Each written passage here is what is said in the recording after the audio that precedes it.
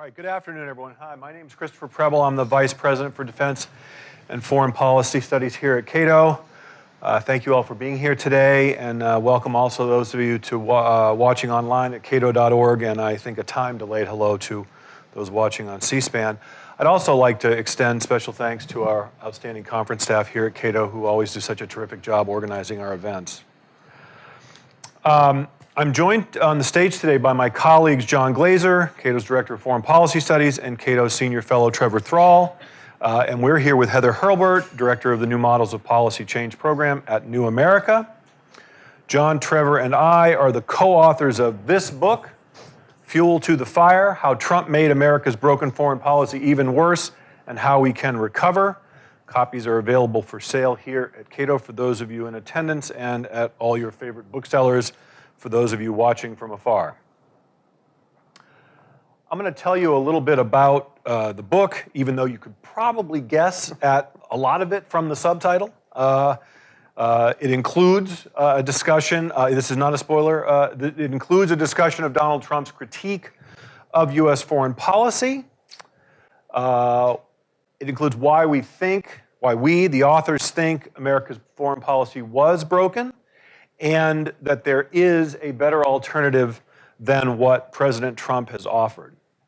So it's my responsibility today to sort of set the stage, and that involves a little bit of history, which is my forte, and a little bit of strategic analysis, which is all three of our forte, I think it's fair to say.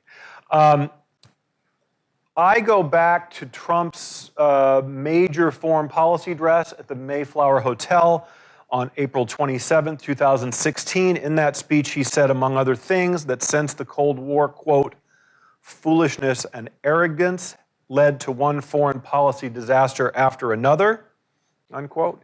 He promised to look for talented experts with new approaches and practical ideas, not those who have perfect resumes but very little to brag about except responsibility for a long history of failed policies and continued losses at war. And I put emphasis on losses at war because I'm going to come back to that in a little bit. He also said, no country has ever prospered that failed to put its own interests first. Both our friends and enemies put their countries above ours, and we, while being fair to them, must do the same. So that last phrase, you may recognize, that's the essence of America First. That's a phrase that Trump first uttered during that speech in April of 2016, but that has been repeated a number of times since, including in his administration's national security strategy, which was issued in December of 2017. The strategy is called an America First national security strategy. So whether he knew it or not, Donald Trump was assailing what Samuel Huntington at the dawn of the post-Cold War era called primacy. Primacy, that's the dominant foreign policy paradigm under both Republican and Democratic presidents ever since. There was a famous document, a draft Pentagon guidance in 1992 that elaborated the goals of this post-Cold War foreign policy. The object was to prevent the reemergence of a new rival capable of challenging U.S. power in any vital area, and those vital areas are generally thought to be Europe, Asia, and the Middle East. The U.S. would do that by retaining preponderant military power, not merely to deter attacks against the United States, but also to discourage potential competitors, including even longtime allies like Germany and Japan, from even aspiring to a larger regional or global role. And that's, again, a direct quote. So that was the plan and the vision. And in the book, in Fuel to the Fire, we trace the history of how this actually played out in practice since. The highlights, or lowlights, if you prefer, include numerous foreign military entanglements, large and small, from Somalia to Bosnia to Kosovo to Afghanistan to Iraq to Libya and now Syria. And then we explain, we sort of survey quickly this 20 or 25-year period, and then we explain why these failures abroad stem in large measure from the flaws inherent in primacy as a grand strategy. I'll call attention to three in particular. Three flaws in primacy.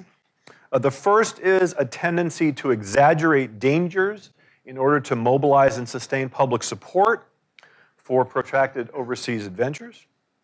Second, an overuse of the military at the expense of the many other instruments of American power and influence. And third, a persistent burden-sharing problem which had steadily eroded public support for U.S. foreign policy over time. Now, Donald Trump spoke mostly of the third problem, free riding, but he seemed content to solve that through better deal-making and negotiation, his famous art of the deal. And so most recently we've seen this play out in his claim, his claim that Saudi Arabia will pay for the deployment of additional U.S. troops to the kingdom, for example. But there are other signs that Donald Trump's critique of U.S. foreign policy is different from ours. For example, he plays into public fears, especially of terrorism, and he boasts of dramatically increasing U.S. military spending and even of expanding U.S. foreign wars, which suggests that he isn't really critical of the U.S. wars per se, but rather the manner in which they've been fought, or even more specifically, he's mad that we're losing, but not winning. But that doesn't mean he's necessarily opposed to the wars per se. And I think that really plays into primacy's flaws. Let me just read one passage and then I'll kick it over to John. As we say in the book, the track record alone should have prompted some reflection on U.S. foreign policy. After all, while the United States of America is obviously a powerful country, it is not omnipotent. It hasn't discovered a magic formula for deploying force with such surgical precision that it can easily shape the international system in a way that works for everyone's benefit and harms no one. With respect to U.S. efforts at regime change, for example, Admiral Mike Mullen, former chairman of the Joint Chiefs of Staff, noted in 2016, "We're zero for a lot." Military historian Andrew Bacevich similarly concludes that having been at war for virtually the entire 21st century, the United States military is still looking for its first win. Unsurprisingly, others around the world don't trust the United States to perform the role of disinterested global policeman. Many, in fact, don't even believe U.S. leaders' professions of good intent. But let me close with this passage. For the most part, we write, U.S. leaders mean well. They are often motivated by a genuine desire to shape the international system in ways that are conducive to peace and prosperity. But they err in believing that they have the capability to do great things, and they end up causing harm. By privileging the military over other instruments of U.S. power and influence, primacy undermines Americans' safety. So I'll stop there, and I'll kick it over to my co-author and colleague John, and he can take it to the next step here. Thanks. So as you could probably pick up a little bit from what Chris just said, there has been, since the campaign in 2015 and up to now, a lot of confusion, I think, over how to categorize Trump's foreign policy views, especially for nerdy think tank people who care about political science, international relations, because we have all these words that mean something, and you can fit people into a school of thought very easily, and Trump was always difficult to characterize. And so during the campaign, when he stumbled upon some of these things that sort of sound like, for example, what people at the Cato Institute have been arguing, that NATO has some burden-sharing problems and that we shouldn't engage in regime change wars and this kind of thing. People ended up calling him variously isolationist, realist, restraint-oriented, et cetera, and we just found that not to be persuasive at all. And so one of the reasons we wrote the book is to kind of make a distinction between Trump and these well-respected schools of thought. So I talk about why he isn't any of those former things, but also then it's incumbent upon us to elaborate what we think Trump is. How do his foreign policy views come together and once in office sort of come out as policy? And it was very difficult to do that, to try to categorize and classify Trump's foreign policy views for a lot of reasons. I mean, first of all, he's a liar. So he's very rarely on, very often on the same side of, on different sides of many issues. He flip-flops constantly. He was for the Iraq War before he was against it. He was for the Libya intervention before he was against it. He was against going into Syria before he was for it. NATO was obsolete when he said so in 2016. And a few months into office, it was no longer obsolete. I mean, these are just kind of top-line items. He is all over the place typically in terms of what his position is. He may not have a coherent worldview of the kind that is useful for foreign policy analysis. So instead of sort of classify him in one of these broad categories, I tried to come up with descriptors that made sense for Trump, that could kind of perhaps guide his foreign policy views and certainly help us understand them. So he's very zero-sum transactional. This has been widely understood. This happens in trade. He thinks that our win is somebody else's loss and vice versa. It shows up in his burden-sharing argument that NATO countries should just pay us and then we'll continue the racket that he thinks this scheme is. It comes in immigration. You know, he very much cares about taking of jobs, taking of low-wage jobs by immigrants. And this boils over also into the security realm. I remember his articulation of why he vetoed the piece of legislation that would have stopped U.S. involvement in the Saudi Arabia bombing of Yemen. And his main argument was that, well, it's good for jobs because the Saudis buy weapons for us, therefore Americans have to help build weapons here, and therefore it's good for us. And forget about the strategic analysis of whether or not our involvement in Yemen is a good idea. Forget about the humanitarian part of it. You know, he's able to justify it in zero-sum terms, and so that sort of gets away with it. He's also very Jacksonian. If anyone has lots of extra time on their hands, they can go back to a book called Special Providence that political scientist Walter Russell Mead wrote in 2001, long before Trump descended the escalator in 2015.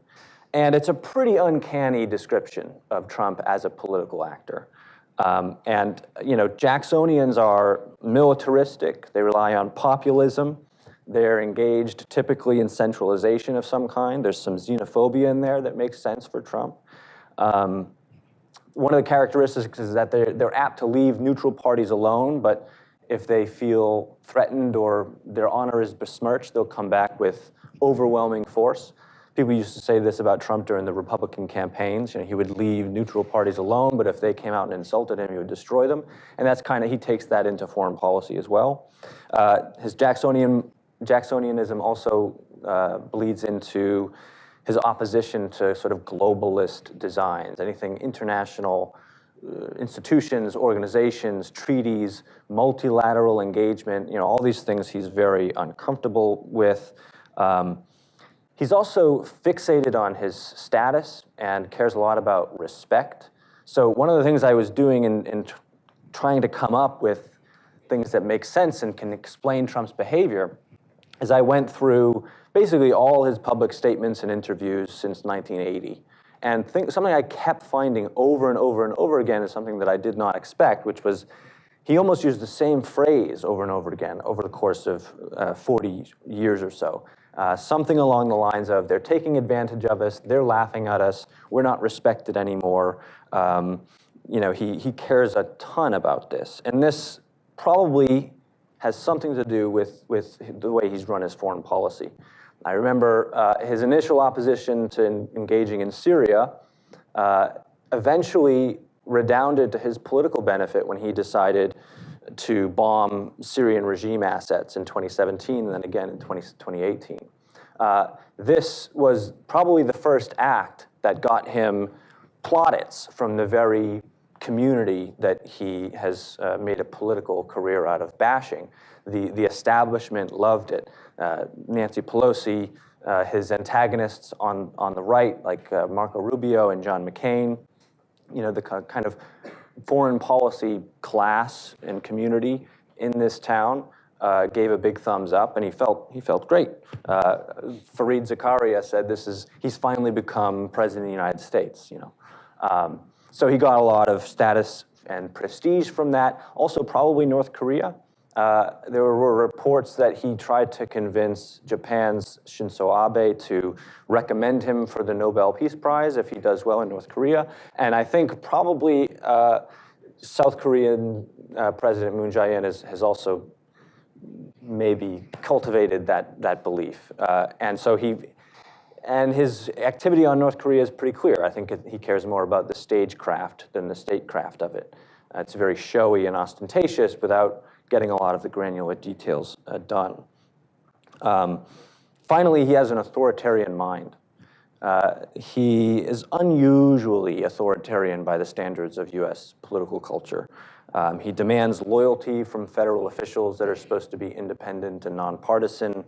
He has used ad hominem slander to attack judges that have the gall to disagree with his executive orders.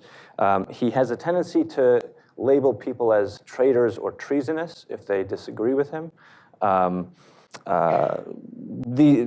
of the people is a name for the press that I think only authoritarian types tend to embrace. And so these four frames are essentially my attempt to describe and categorize Trump's foreign policy, and has certain implications for how things go out. On the other hand, once we actually get into policy, it's very difficult to see, even with a president that I think has thought a lot about foreign policy, which I think Trump hasn't, and maybe sees themselves in one of these political science-y categories that we like to talk about. Translating policy exactly the way the president sees things is often very difficult. And so there has to be some explanation for why some things have changed and some haven't, because although Trump was quite vehement in his, as Chris laid out, in his criticisms of the last 30 years or so of foreign policy and all the people who have worked on foreign policy in those years, there's a lot more continuity than there is change in the first 3 years of Trump's presidency. He hasn't relinquished any formal alliance. He hasn't removed US troops from any garrison.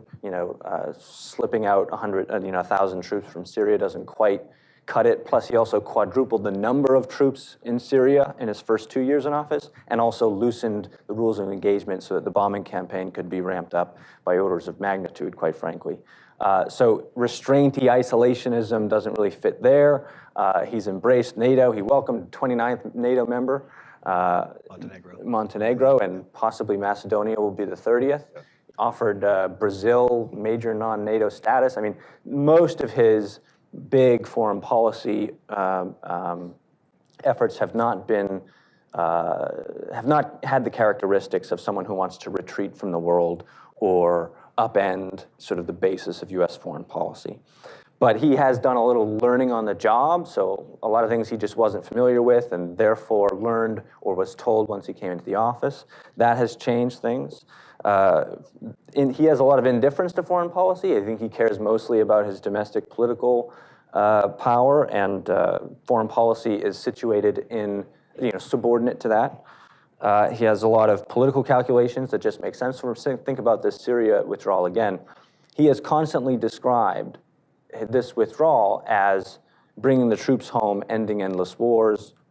That's not true, but it's good for him politically. So first it was just a relocation of about 50 US soldiers from North Syria to the rest of Syria, and now it's withdrawing 1,000 troops and putting them in Iraq and in Qatar and Saudi Arabia and so on. Shuffling around, troops in the Middle East is not exactly restraint or isolationism. And thirdly, or fourthly, he has had to compete with a very strong consensus of American engagement and leadership, even within his own cabinet. So he was pretty reluctant to continue on with the Afghanistan war. I think you don't need any kind of special degree to see that things have gone pretty badly there, and that it's time for us to maybe rethink the approach. It's about almost 2 decades, and the government we've set up is horrendous and doesn't have control over most of the country, and still fighting the Taliban insurgency, which is not going away. And he wanted to withdraw from that, and he got a ton of pushback. one of the comments from James Mattis was reportedly, well, we have to stay there in order to prevent a bomb going off in Times Square. That's an absurd spasm of threat inflation, but nevertheless, it helped persuade Trump to continue the fight in Afghanistan. And the same with Syria. You know, he initially wanted to withdraw in December 2018. He declared in a tweet that he wanted it done so by the following February. And you know, the bureaucracy ended up essentially 100% reversing that because they were opposed to withdrawal. Now, he didn't do things the right way through the interagency process, and his management style, or lack thereof, is an indication that he failed to sort of get his cabinet unified around a clear strategy, and that's his fault.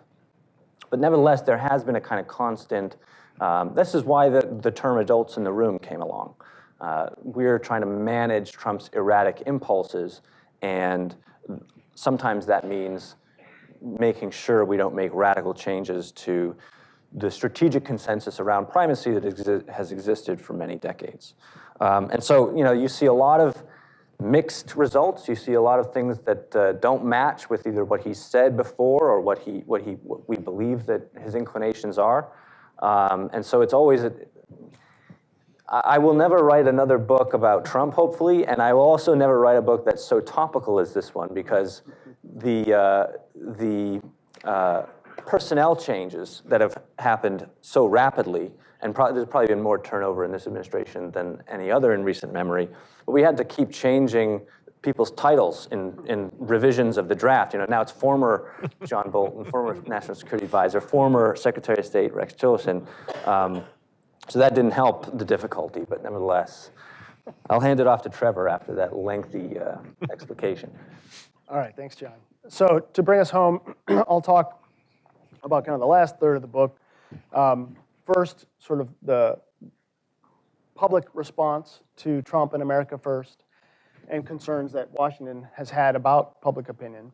And then finally, just to get us started, our conclusion chapter where we talk about where we should be headed next. So just to go back a bit, even before the 2016 election, the foreign policy establishment in Washington, D.C. Was worried about eroding public support for global engagement, and especially for the endless wars in the Middle East.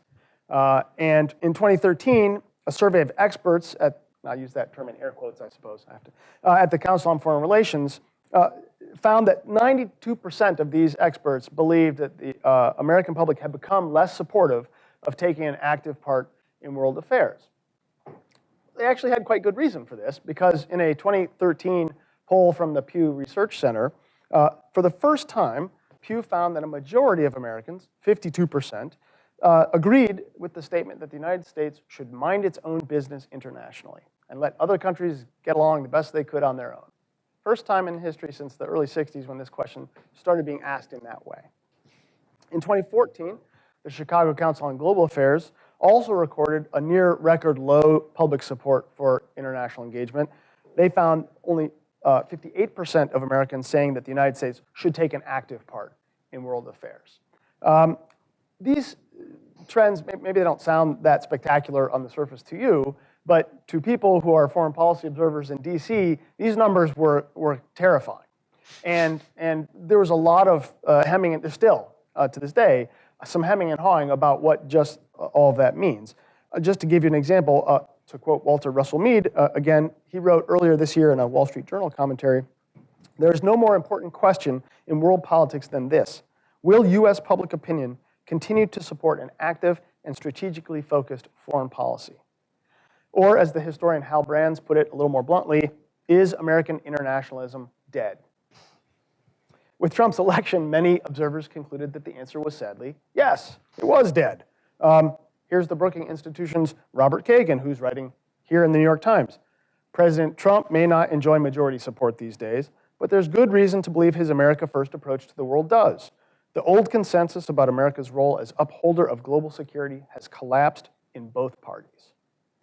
So there's a lot of Sturm und Drang with Trump within the foreign policy establishment, the blob, as we might call it. But the truth of things is that now, almost after 3 years of Trump, we can say very confidently that the public has not embraced Trumpism or America first, nor has it retreated into isolationism. Trump's conduct of foreign policy actually is quite unpopular, both generally speaking. Just last week, the Quinnipiac poll found that 57% of the public disapproves of his conduct of foreign policy, just 37% approve. But it's also unpopular in the particulars. His pet America First projects are some of his least popular policies. Projects like the border wall, trade policies, and so on are opposed by clear majorities. And here's the funny thing. Presidents are supposed to have this bully pulpit and be able to do wonderful things with public opinion, but Trump has what you might think of as a toxic touch when it comes to foreign affairs. Things he argues for tend to get less popular. And this is despite the fact that in our currently very polarized age, many Republicans support his policies out of party loyalty, right? So even so, we're seeing a boomerang when Trump tries to push for things. Just to take one recent example. Trump's very protectionist approach to trade and his rhetoric has really backfired. The 2019 Chicago Council survey found the highest ever support for free trade among the public. 87% of the public, this is a ridiculous number, 87% of the public, sadly it's ridiculous, they should all agree, 87% said that free trade is good for the American economy. This is a jump of 30 percentage points from the year before Trump took office. 30 points, that's just ridiculous. NAFTA, also its highest marks ever. There's over 60% supporting NAFTA. It's never been a very popular policy.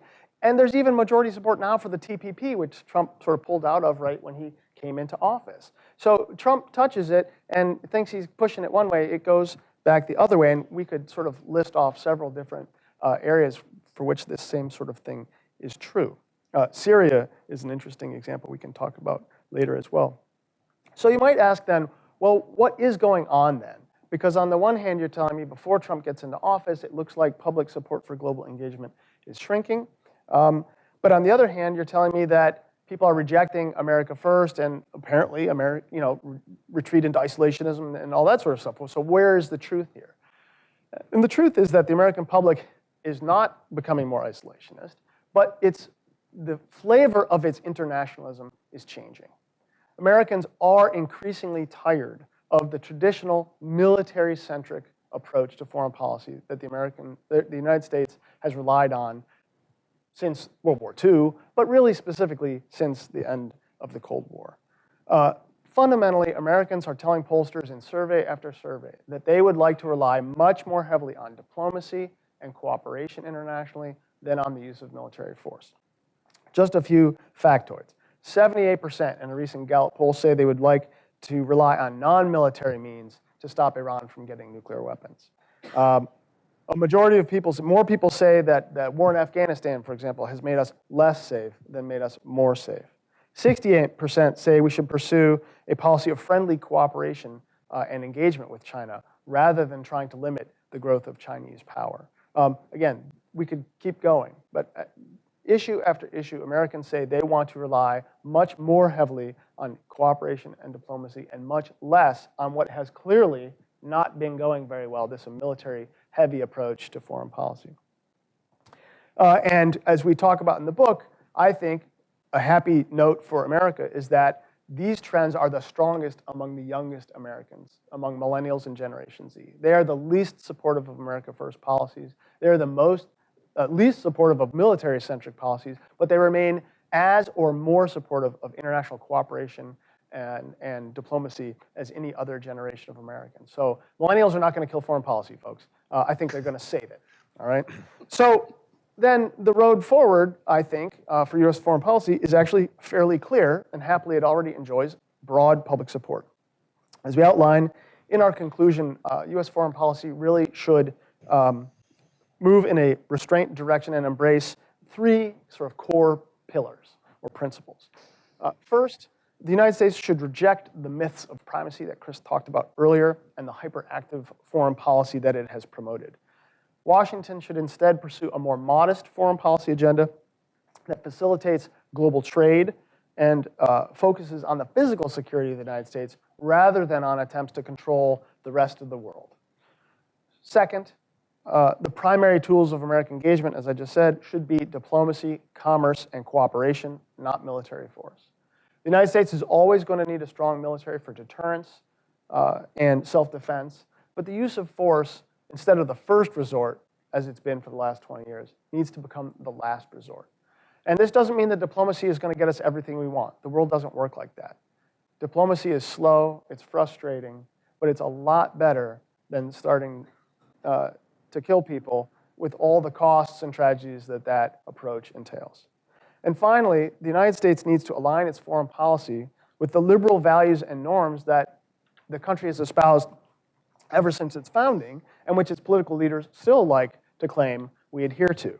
But primacy has eroded America's moral authority and undermined the normative, rules-based character of the international order. In our zeal to police the world, America has weakened the most important conventions of the post-World War II system, namely territorial integrity, the principle of non-intervention, and the principle of non-aggression. If the United States wants other countries to play by the rules, it needs to do a better job of observing the rules itself. And I will leave it there and turn it over to Heather. Thank you, Trevor. Thanks. Well, as you can tell, this is an enormously ambitious book with a very wide sweep and deep and diverse efforts to explain the oddness of the moment we currently find ourselves in. And that's clearly why you decided you needed to have a card-carrying liberal internationalist comfortable with broad sweep and, as we've heard, perhaps excessive ambition up here to do the response to it. So having explained the question of what the heck is she doing up there, this book really, the breadth of things you all address and the various nuggets that you really won't find in any other contemporary commentary is really praiseworthy. And I'm going to pull out a few that I hope you're going to talk about more. And then I'm going to make a few critiques that I hope you're going to respond to as well. And I'll actually start, Trevor, where you left off, because the analysis that you present of the generational aspects of how American foreign policy is changing is really groundbreaking and really challenges a lot of the thinking that we've indulged in over the last couple of decades about what is making Americans' attitudes swing on foreign policy. And if I can, I hope you'll talk about it more, but you look all the way back to the beginning of the 20th century, actually, and look at generational cohorts. And you show a really interesting, not a steady decline, but a rise and fall of generations' comfort with US engagement in the world, US leadership in the world, the role of the use of force in the world. And you suggest, in a way that I think really may suggest that even larger forces are at play than the ones we like to think about, that it's actually all about what we experience as young Americans and how we experience our country in the world as young Americans, and that it may be that that's the only thing that makes any difference in generational attitudes. But I'd love to hear you talk more about that. I'd also be really curious if you have, and if you have not, someone who's here or who's watching this really should go out and do this work. How does this compare to generational shifts on other major national issues? Is foreign and security policy following in the trends of how Americans think about government engagement in their lives, for example, which is something that's near and dear to your heart here at Cato, about various social issues, about various economic issues? Do the trends over the last century in national security track that, or are they totally different? The data is just so interesting. And as you said, anyone who likes to geek out on that piece should really spend some more time in this. But there's another component that I think it also runs directly into, and that is the increased role in the last decade of partisanship in shaping national security public opinion. And for every issue where you've had kind of an amazing swing under Trump, you have another issue where views are now completely divided based on partisan allegiance. Tell me what party you vote with, and I'll tell you what you think about Russia, for example. And that issue polarization can now make public opinion flip, as it did on Russia, for example, around 2015, 2016. There's similarly a question on trade, whether Democrats are pro-trade now because they think Trump is against it, and Trump supporters are pro-trade because they think Trump is doing it. So we are in this, the role of polarization in setting public opinion on international issues is, I think, one that you wrestle with a bit in the book, and I'd like to hear you wrestle with it more here, because I think it brings up a larger question about your ambitions for a restraint-based foreign policy, or anyone's ambition for a post-Trump foreign policy, whatever that looks like. We had, as you note, a very strong bipartisan consensus for a long time, and you could build a more left version of that consensus, bringing in and out certain factions. You could build a more right version of it. But it's my view that any post-Trump foreign policy is going to have to assemble a rather different coalition. And I don't see, either in your conclusion or throughout the book, much thought about where the power for a restraint-based foreign policy would come from. Sort of, who are your constituencies? And I will say you could ask liberal internationalists the same question. You can ask the kind of progressive multilateralists, if I call that school that, the same question. But I mean, one of the things that I think Trump has been really good at, and this starts to move into some of the assessment of the record of the last 2 years, is doing just enough to keep a coalition together. And that some of, and you treat this briefly in the section on how do we understand Trump, that he is untrammeled by conviction enough to be willing to do whatever it takes to keep relevant chunks of the Republican Party on side. And one can certainly explain current developments in Syria policy, which I can't really explain any other way, by that. So that sort of brings me to my next line of questioning, which is that I really appreciated, anyone who follows me in social media knows that every now and then I say that I'm going to retire from the world and write the successor to the Walter Russell Mead book, but instead I show up on panels at lunchtime instead. But I do think you've done a really good first whack at updating Jacksonianism or post-Jacksonianism. And one of the things that I think you do that's most valuable is, if I remember, Mead doesn't talk a lot about honor culture. But of course, that particular Scots-Irish honor culture was enormously important to Jackson and his view of the world. And so there's a funny way that Trump is more Jacksonian than Jackson in that regard. And I think that in that, he taps into something broader in a segment of the American public that was uncomfortable with the more internationalist version of honor, or to use a word that, when it's employed by Trump's allies, has very deliberate anti-Semitic connotations, but a cosmopolitan idea of honor. So that, I think, is a really important insight, and I'd love to hear you talk more about what we've learned from the 6 months since the book went to print. How do we understand the notion of honor when the UN General Assembly laughs at you, when the president of Turkey sort of makes sure everyone is aware that he ripped up your letter and threw it in the trash. Right. How do we understand, what does it mean in such a globalized age that you can have not just a president, but somewhere between 20 and 40% of the electorate that sees honor in that? How do we think about that in foreign policy constructs?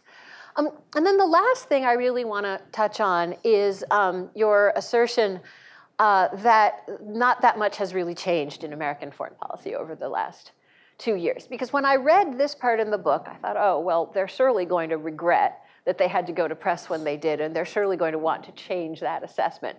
But you don't want to change that assessment. And so reading the book, I thought, well, okay, how can I understand how you and I can look at the same facts and see the effects so differently? And this, I think, brings us to the sort of broader question of what is a doctrine of restraint and what does it cover, and does it actually adequately encompass the range of challenges that confront any American leader? Because if you think that climate policy is a big deal, if you think that climate is either the #1 security threat America faces, or if you just find that a tedious argument, but you think it's a major threat we need to be spending a lot of time and effort on.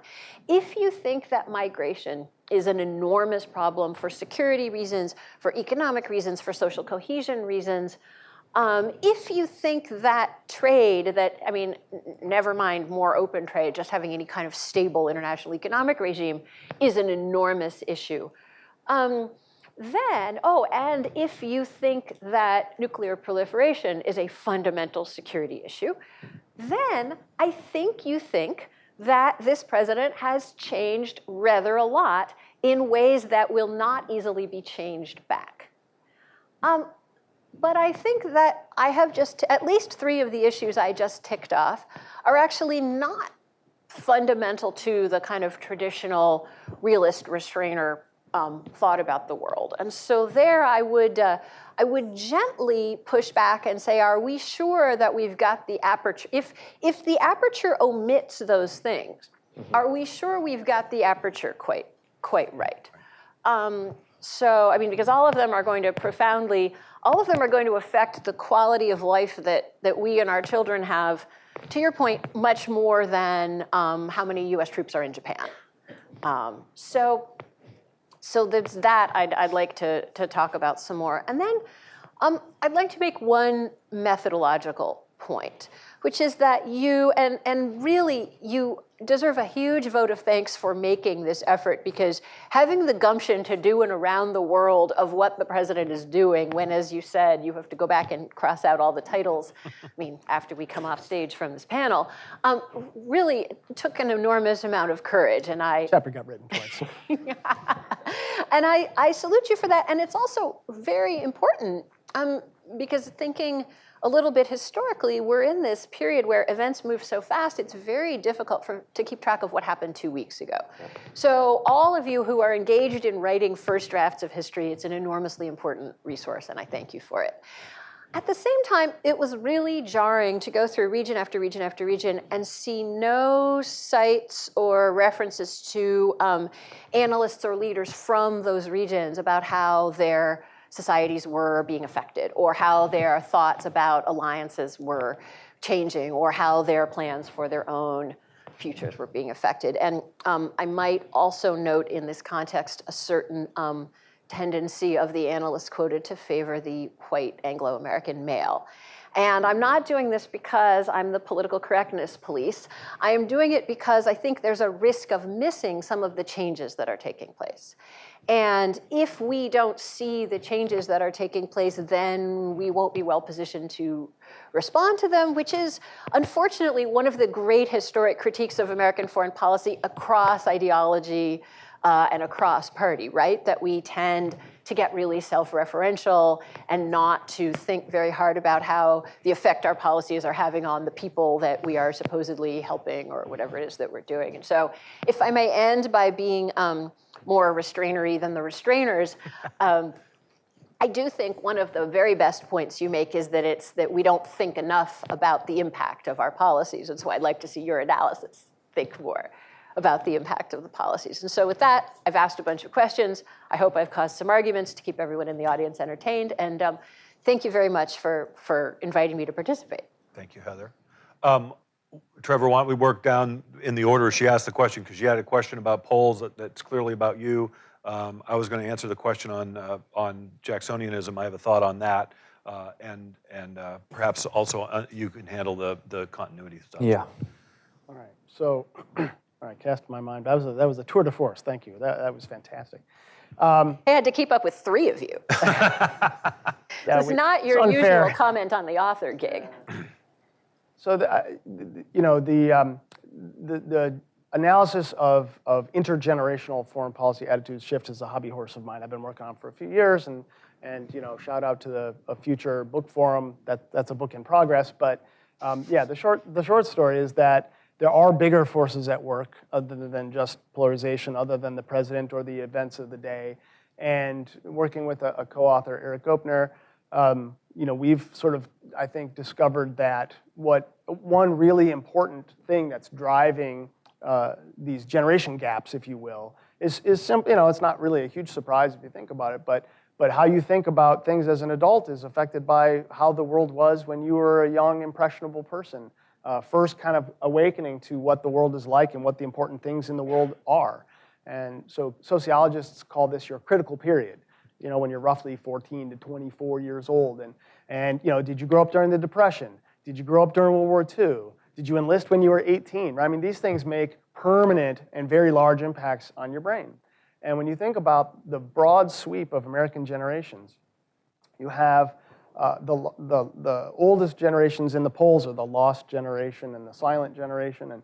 And these are folks who grew up before the United States was number one, sort of economically and militarily in the world. And they were they were not nearly as internationalist as later generations. And so, the lost and the greatest are the older. And then you get to the silent generation who comes of age before World War II. And these people are people who come of age when the United States is hitting its stride, winning World War II, beating up the Nazis. How do you not feel great about America and engaging the world when you have 50% of the global GDP in 1950? You can do whatever you want, no problem. But what happens after 1950? US GDP as a share of the world starts to slide. We're down around 15% today or so. It bounces up and down. And what we found in our research is that this single number, along with a couple other things, really helps you track generation by generation sort of what people's anchor is. So there are other things that make you more or less likely to want to engage the world on a day-to-day basis. A threat from ISIS, or someone drives airplanes into the World Trade Center, that kind of thing. But in general, the conditions that sort of held when you were a young adult stick with you for the rest of your life. And so we had a couple generations of increasingly internationalist Americans, but since World War II, we've had decreasingly internationalist Americans. And nothing the president says or does is going to change that. These are really big tectonic forces at work that probably aren't changing anytime soon. These anchoring effects affect both Democrats and Republicans. Obviously, there are still differences, very important ones, between the two groups, between liberals and conservatives and other groups. But these are broad changes that are affecting the United States, I think they're permanent. And to answer the other question, yes, you can see intergenerational change across all sorts of issues, but they're not in sync. They're not all tied to sort of the same thing. They're tied to lots of other interesting things. And so, one of the bigger trends that we could talk about that Gallup, tracks is sort of the ideology composition of the public, and it's getting increasingly more liberal since World War II. And that has a host of ramifications for what people think about same-sex marriage. What do they think about the role of the government? What do they think about trade? What do they think about protecting American jobs? What do they think about the climate? And so on. So you look at young American opinions, and a chunk of it is due to the fact that the youngest Americans are the first generation to grow up after the Cold War ended. But another chunk of it is due to the fact that they're also the most liberal generation of Americans. They're also the least white Americans, the most likely to be born to immigrant parents or to come from somewhere else. And so these sort of twin sort of factors are really driving massive amounts of change on all sorts of issues. So on this continuity versus change issue in U.S. foreign policy, Heather quite rightly points out that the aperture that we use to evaluate this is limited in some important ways. And I take the compliment that this is an ambitious book in many ways, but we needed, I think, to be somewhat narrow and specific when we were talking about what we're looking at in terms of change. So I would never want to suggest that Donald Trump is basically like his predecessors in every way. And a lot about the conduct and operation and implementation of U.S. foreign policy has radically changed. The way the president engages with foreign leaders on phone calls, for example, is also not terribly trivial, even though sometimes it seems so. It has real implications and things like that. But we are three guys that view U.S. foreign policy debates through the prism of grand strategy. So primacy is the grand strategy that we've had for a very long time. It involves an insistence that the United States possess preponderance of military power, that we have far-flung alliances all around the world, so that we're treaty-bound to protect 60 or 70 nations. military assets all over the world. We have about 800 military bases in 70 or 80 countries. We have some form of US military deployed to more than 150 countries, virtually the entire world. We make everybody's business our own, and we interpret peripheral interests as if they're vital ones. That's essentially my description of primacy. In the implementation and the actual how the policies still exist today, that's still our grand strategy. You know, people like to say Trump is restrained, and they point to examples. For example, when he decided not to attack Iran after the downing of a US drone in or near Iranian airspace. And they said, well, this is an example of great restraint in foreign policy by a president. And first of all, I don't think it is. Trump brought us up to that brink through his very unrestrained foreign policies of abandoning the JCPOA, imposing harsh sanctions, abandoning our European allies and Russia and China on that deal, which was, voted on by the UN Security Council, and hiring a lot of people who have a history of calling for regime change in Iran and so on. So restraint describes not one case's unwillingness to use force, right, in that specific instance. It describes a role for the US in the world. What kind of things should we deem as important enough to risk American blood and treasure? We see it as, restraint prescribes a pretty narrow conception of the US role in the world. Our interests should be defended with the military only when US security is at risk. Direct security against this territory and its people. And the prescription for primacy is, there's a lot of reasons we should use the military. We also have a preference for the Constitution. The rule of law is important, and Trump has done a lot to disintegrate it, but we shouldn't forget that his predecessors did a lot to basically destroy the constitutional right and authority of Congress to determine the United States' involvement in hostilities abroad. That part of the Constitution has just withered away.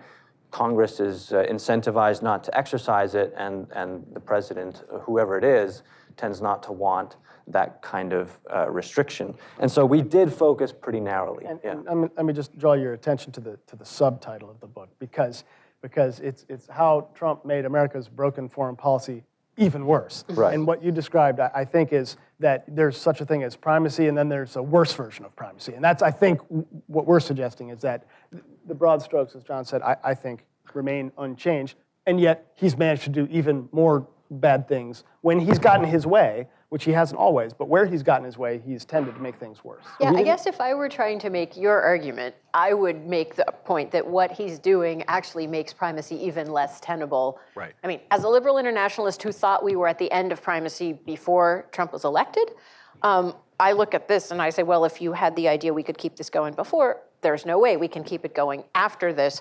I do think if you make that argument, you then have to acknowledge that there are a lot of us in the establishment who make that argument, which kind of undercuts the blob, they're all alike, they all are automatons who think the same thing. But, well, there's definitely change going on in the establishment, and unfortunately, Another conference. I'm reluctant to do it, but I do have to give Trump credit for that, even though it wasn't his intention. He's been such a disruption to things that it's kind of shaken loose the bipartisan consensus.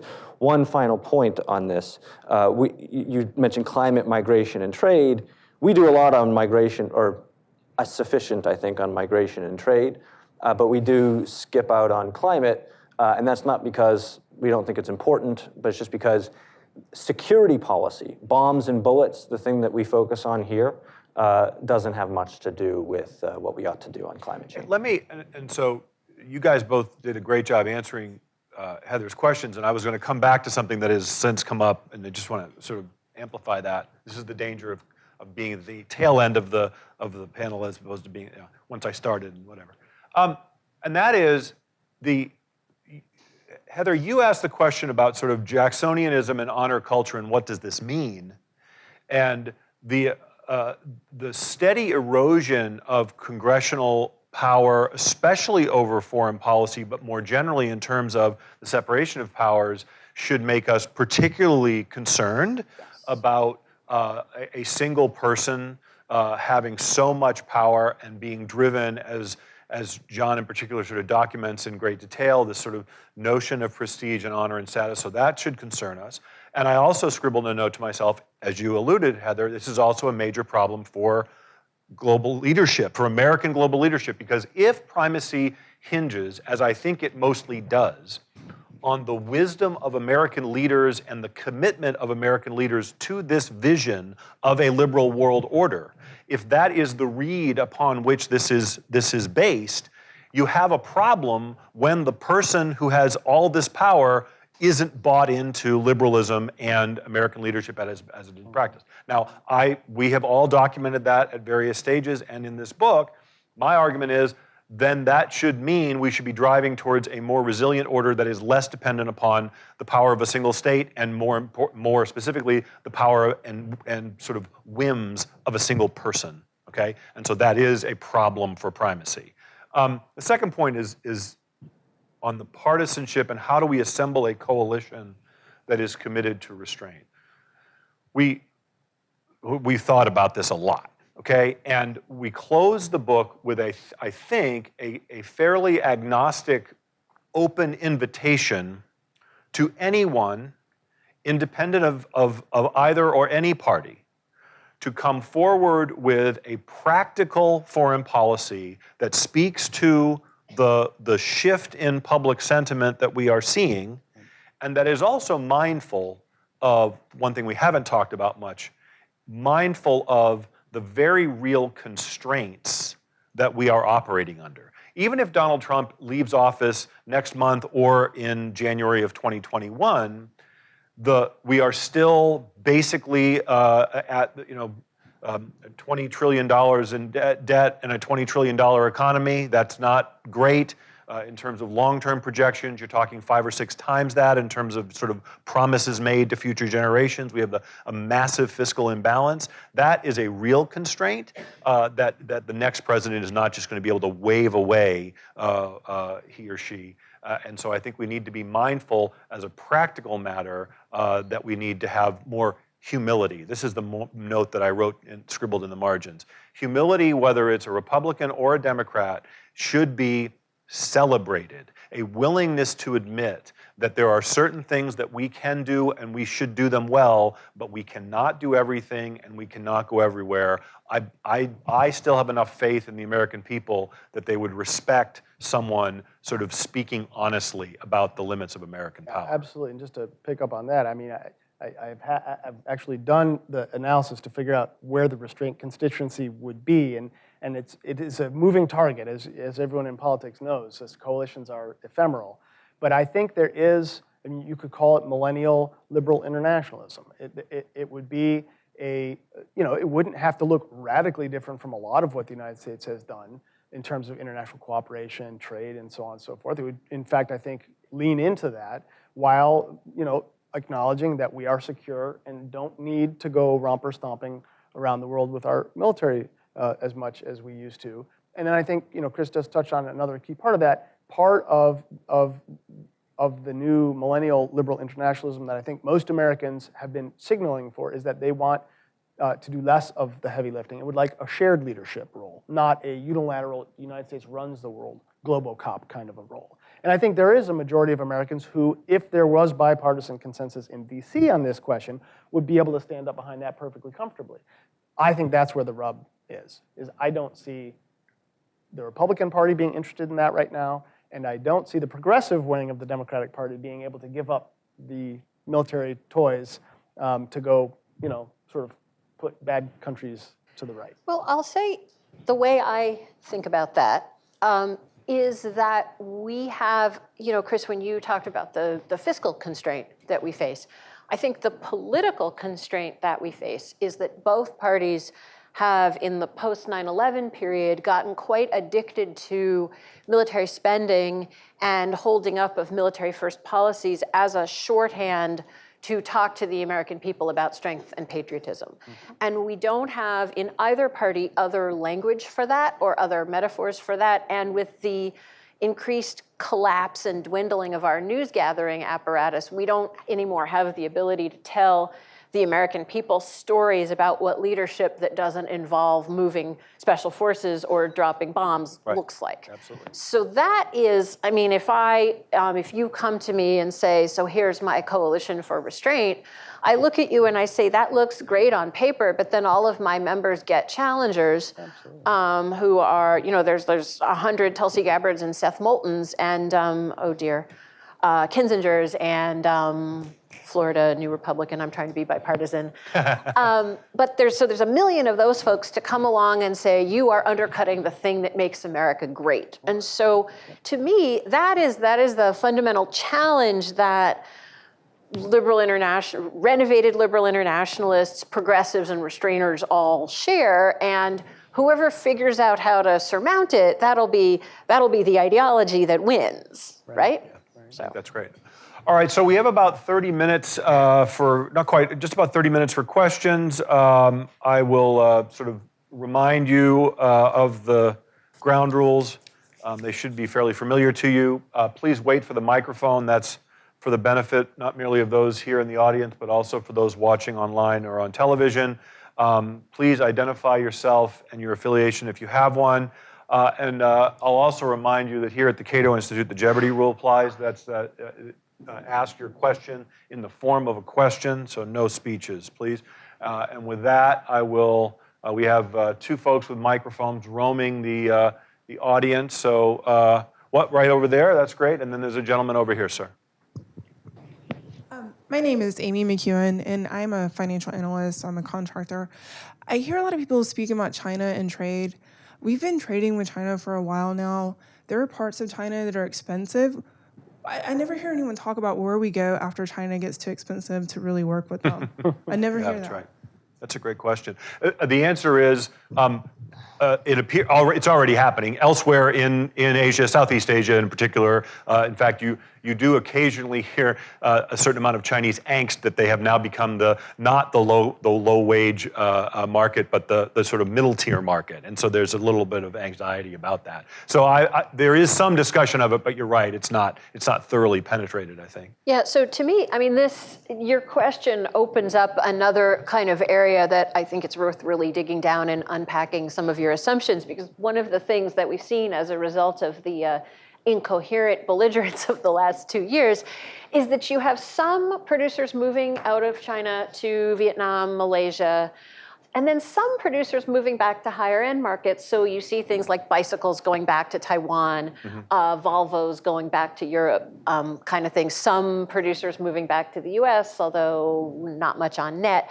So we're at this moment where, and in general, we think we see supply chains shortening up, both because of that and because as China and some other Asian countries have developed their internal markets more, they can do more locally, and they don't need to be part of a far-flung supply chain where people are always trying to impose either lower prices or better working conditions or some tariffy thing on them. So we are, in fact, at this moment where, for a variety of exogenous and endogenous reasons, it's very unclear that the trading system in 5 or 10 years looks like a straight line continuation of what it was, which I think has really profound implications for how we think about what kind of political and security system best conditions the shocks of that. Well said. Yeah. Well said. Yeah. Sir, you had your hand up right there on the aisle. Whereas since World War II and 1967 and 1991 fall of Soviet Union, practically the whole United States foreign policy has been under control or subservient in interest of the Israel and Israeli lobby in this country. Have you had any discussion or matter in the book, what you have written, that regarding the effect of this in the operation of U.S. in other countries, including Middle East, including all the wars, everywhere you go that you wield that hand? Okay, thank you. Yeah, I mean, I think that overstates the case. I think the relationship between the United States and Israel is unique in a lot of ways, but in the important ways that we analyze it, it's a lot like all of our other alliances, which is that in order to maintain them as the superior partner, we end up having to adopt their regional preferences, their sets of interests, and we don't pay close enough attention to the extent to which that undermines our own. So our relationships with states in the Middle East are one reason among many that we've become entangled militarily there. And I think we should look at each of those and scrutinize them. Yeah. Let me add to that. I mean, we are, as we speak, engaged in a very awkward sort of discussion over U.S. support for a particular faction within Syria that is directly a threat to our NATO treaty ally Turkey, and that really does not. That is even in the Middle East, but not primarily an Israeli question, right? This is a question about the Turks and the PKK as far as they portray it, and so it's. I want to just second what John said, is we have security alliances or commitment in some fashion to 60 some odd countries around the world in terms of a sort of something that would be portrayed as a formal commitment, and a sort of de facto commitment to at least some additional number where there are U.S. forces deployed. And so this, to me, is much more than just focusing on a single ally, even in a single region. Yeah, I think just the one other thing that I would say is that U.S. democracy is set up so that groups of citizens can get together and lobby on behalf of their interests. Right. And since the Supreme Court decided that money is speech, groups of corporations can also get together and lobby about their interests, and lots of them do. And when one of them gets singled out more than others, which is not necessarily any more influential than others, that's really problematic, and it's about something other than American foreign policy. Great. Well said. Other questions? Right here in the front. Yes, sir? Gene Dorosh, citizen. How influential do you think citizens' beliefs in international affairs affects their voting in, say, the presidential election? Well said. It's a very good question. It almost seems like you know the answer. Yeah, you might be guessing. Your grin suggests you know the answer is usually not very much. There are a few watershed, elections like in 1968 where unhappiness with a war really sort of changes the battlefield entirely. But for the most part, right, it's the economy, stupid. But having said that, when you decompose presidential popularity figures, when you say, why does only 41.1% today, according to the 538 moving average, approve of the job Trump is doing as president, you can actually do some fancy math to figure out that people's beliefs about his handling of foreign policy play an important role in making that number happen. Yeah. And that number then is important for what people vote. So it's not like it doesn't matter, but it doesn't matter specifically what he says today about Syria or what he does about Ukraine. I mean, well, Ukraine might be an exception here, but in general, it doesn't matter as much as the people on the stage would like it to. Right. I guess that's probably the point. Yeah, and I think that's absolutely true. While technically speaking, the election of 1968 was in my lifetime. You can guess how old I am, therefore. In my memory, and even since I've been here at Cato, I do think there were two other elections, not presidential elections, but elections where foreign policy played a larger than normal role, the normal role being virtually not at all because it's the economy stupid. The 2006 election that resulted in a wave of Democrats winning both in the House and the Senate was clearly a reaction to President Bush's war in Iraq. There's no question about that. I also believe that there has been some good and credible research into voting patterns in three critical states in the 2016 election: in Michigan, Pennsylvania, and Wisconsin. In Michigan, Pennsylvania, and Wisconsin, in the counties in which there was a disproportionate number of people who were killed or injured in the wars in Iraq and Afghanistan, candidate Trump appeared to do better than would have been otherwise expected against Hillary Clinton. So again, you have to parse this stuff fairly carefully because Trevor is absolutely correct. Most of the time it's the economy stupid. The one last thing I'll say quickly though is that we were told, or it was said, and I'm using the passive voice deliberately there, that no one like Donald Trump could ever come close to the presidency because no one could actually make a case explicitly for America first, a phrase that he actually used, not realizing when it had been used previously, or even more recently, come home America, George McGovern losing 49 states. So we were told that no one could even come close to the White House espousing those views, and clearly those views did not prevent Donald Trump from being elected president. I'm not going to say that's the reason why he was elected, but it didn't prove disqualifying relative to the other positions that he was taking. So I want to jump in on that because I think we sometimes, foreign policy, the way we pointy-headedly would like to define it and talk about it, I completely agree with everything that, Trevor, you said. But I think, and the 2016 election is a really good example of this, we have to ask ourselves whether the voting public or significant swaths of the voting public are now defining it in a different way. And where there is this cocktail of security voting that has immigration, cultural anxiety, economic anxiety, all sort of wrapped up together, and that their national security issues are able to be used to drive voting patterns. And actually, I think we started to see this as far back as the 2012 midterms, where... Wait, no, 2014. 2014 midterms, I'm sorry.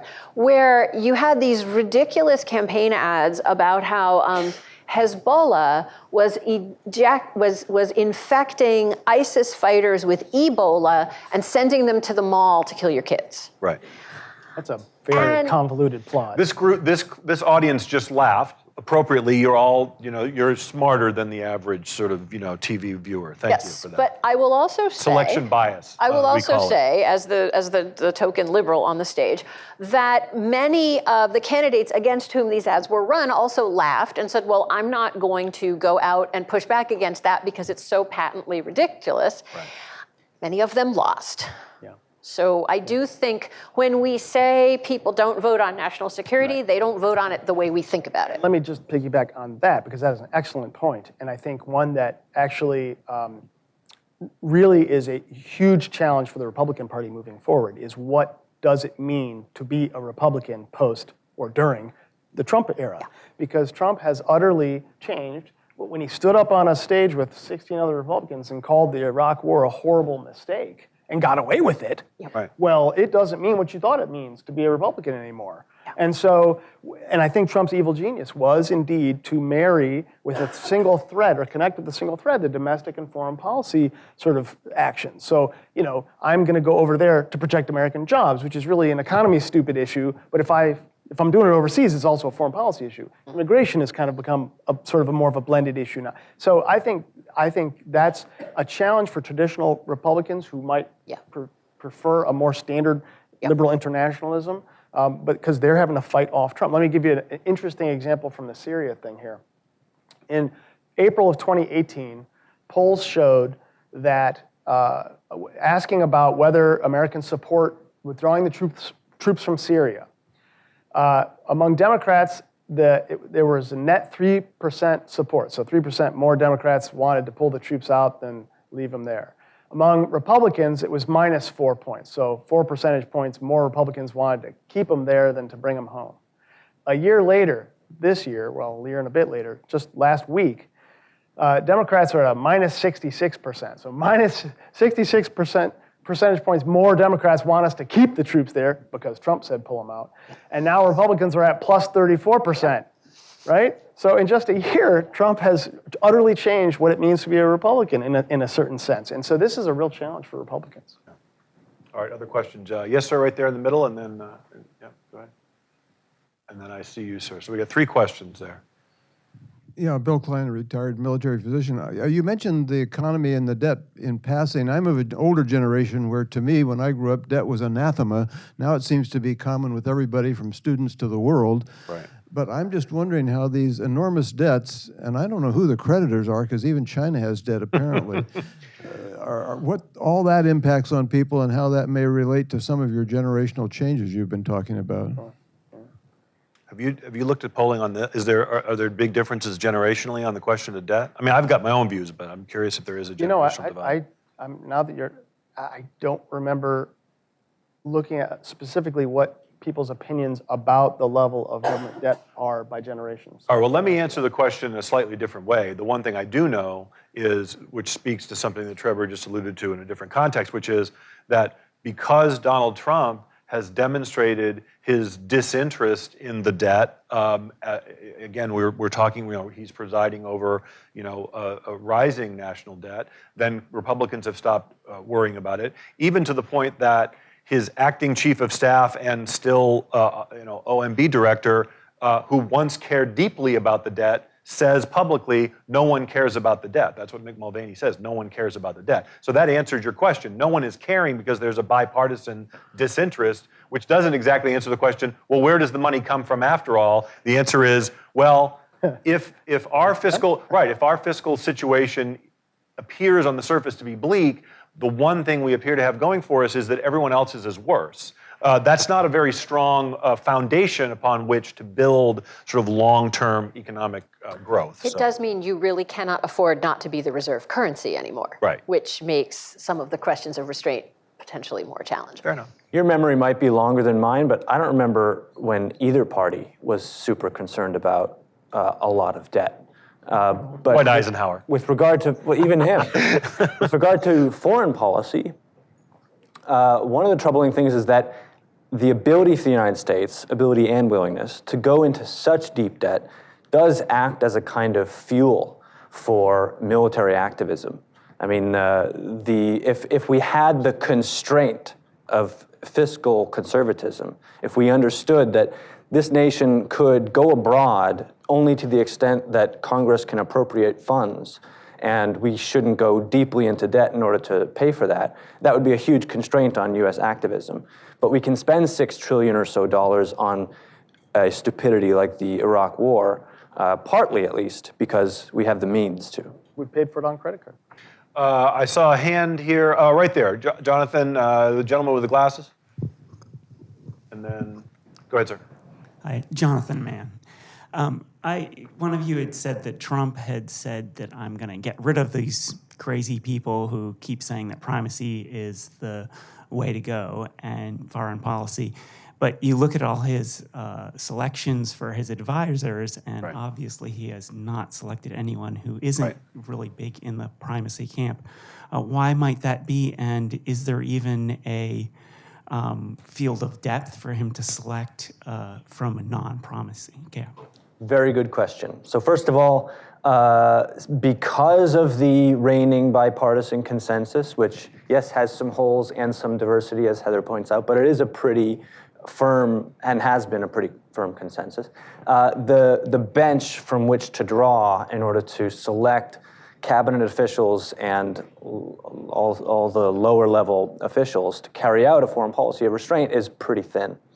On the one hand, that shouldn't matter because the people that the president selects should carry out his foreign policy. That's why I said it was both Trump's fault and the executive branch for failing to provide the presidents with responsible options to withdraw from Syria or Afghanistan, for example, and left him to sort of just do it by tweet. But also, yes, Trump has chosen particularly bad officials to represent a foreign policy that doesn't resemble neocon hawkishness. I think several reasons for that. First of all, Trump doesn't read. He relies very much on cable news. He watches hours and hours of it a day. I can't imagine, I mean, the list of things I'd rather do. And so he, if you look good on television and can deliver well on television, which is a particular skill, not necessarily representative of your skills in other areas, then he seems to want to have you with him, because he knows a lot of this is projected to the public via television. He also just hasn't thought super deeply about these questions. That was one of the things in trying to devise, trying to figure out what Trump's worldview was. It was very difficult because he hasn't thought much about it. So it's hard to make concrete, something that is closer to a vacuum. So if you haven't done much work on this, you haven't thought a lot about it, then you pick very thinly. He's a hawk, he's more of a dove. I'll let them battle it out in my administration, and we'll see where it goes. He also knows that he's said some dovish things on, say, for example, North Korea or Russia, and so to his mind, I think it's an advantage to have a hawk that is kind of play a good cop, bad cop type of thing. Or you're picking to keep your Republican coalition on side with you, and it turns out that he cares much more about power than anything else, which goes back to your authoritarian personality point. But a lot of the traditional Republican foreign policy hands sort of rendered themselves ineligible for service in the Trump administration by signing one or more of the Never Trump letters, which it seems quite clear, if not he personally has sort of checked against. He's issued directives to those who are responsible for vetting candidates. With the exception of Elliott Abrams. Right, Elliott Abrams, was another, which reason. also speaks to your point, of all the people that sort of slipped through the sieve. How about that one? Sir, you had your hand up over there? Yes, sir. And then on the aisle there. Sir. Robert Schar, no current affiliation. I don't know if you're familiar with two recent books by Mr. Frankopan, who's British, The Silk Roads and The New Silk Roads, in which he argues very, very convincingly that we're in the midst of a major shift in the world axis of power, and that with 25 to 35 years from now, China will certainly be the dominant world power, not just because their economy is growing very rapidly. I mean, this year they say the growth rate is going to be 6%, which is the lowest growth rate in 20 years over there, whereas here 2% would be a very good growth rate. Heroic achievement. They have this Belts and Roads strategy, which for some years now has been investing vast sums of money in building trade networks throughout the world, which favor their access to raw materials and their exports.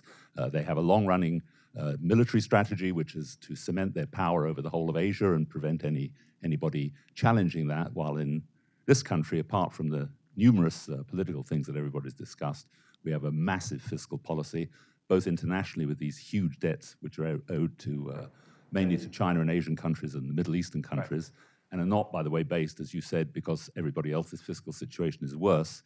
It's because this country still has the only sort of safe haven for money, still has a vibrant private sector with an ability to invest and be protected from government confiscation. Got it. So the questions about China, sort of the long-term challenge from China. Yes. I was only going to finish by saying we also have the massive domestic debt problem. What is your response in terms of how the... One way to think about the changing balance of power is to look at what a lot of international relations type people look at. It's called latent power, which is just basically economic power and how that can be translated to military power. Now, if you look at, there's no doubt there's been decline or a rebalance, relative decline. So in 1945, after the great powers in Europe and Asia had just about destroyed themselves, the United States had 5% of the world's population and about 50% of its wealth.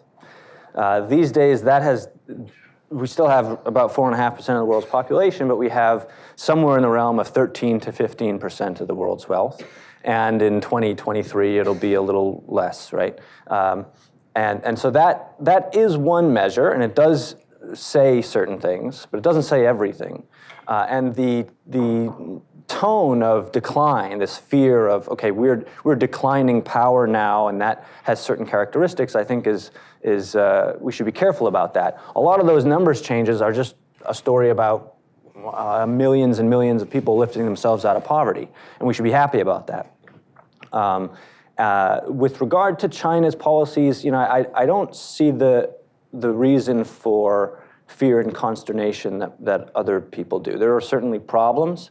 The Belt and Road Initiative, sort of like the Asian Infrastructure Investment Bank, when the Obama administration decided that was now representative of some kind of turn from the United States being the leader to China, and it kind of petulantly opposed it. Meanwhile, most of the world, most of the invites, and most of our allies embraced it. I think we should probably not go the route of just trying to be the China stinker and stay out of stuff like this, and in order to, in a kind of futile attempt to contain them, we should embrace working with China, and we shouldn't fear the Belt and Road to the extent that we can build on it if China is willing, and this kind of thing. So cooperation, I think, is better.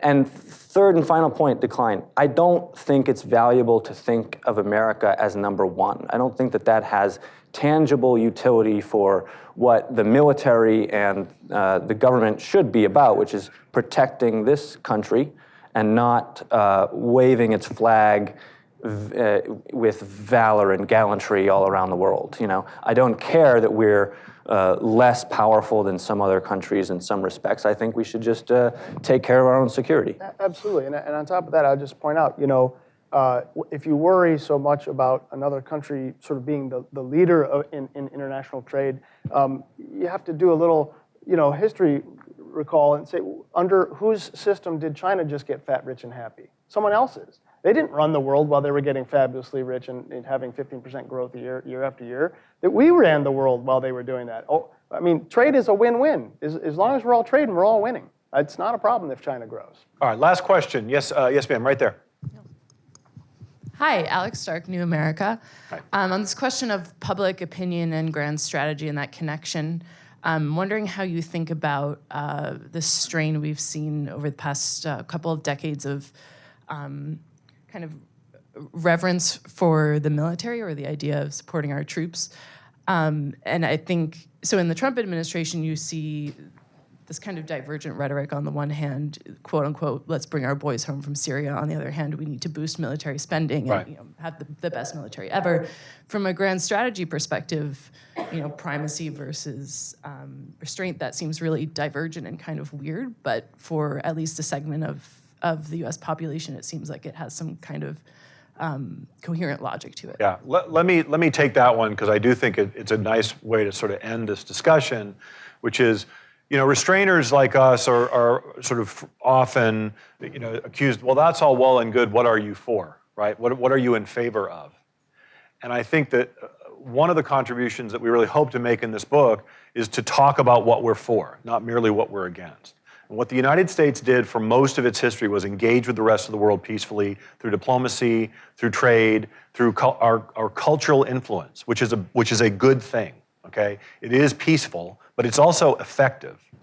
There are reasonable questions about the effectiveness of US military power, and many Americans feel that at the same time that they hold the military as an institution in higher regard than any other institution in the country by a large margin.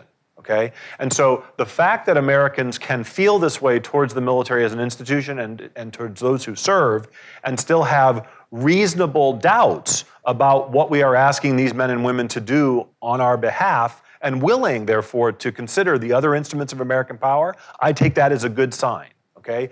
I share the concern that by over-investing attention and time, and yes, money, in the military instrument at the expense of these other things, that we don't have good stories to tell. Heather talked about this, but that does not mean there are not still good stories to tell. And we should seek them out, and we should tell them.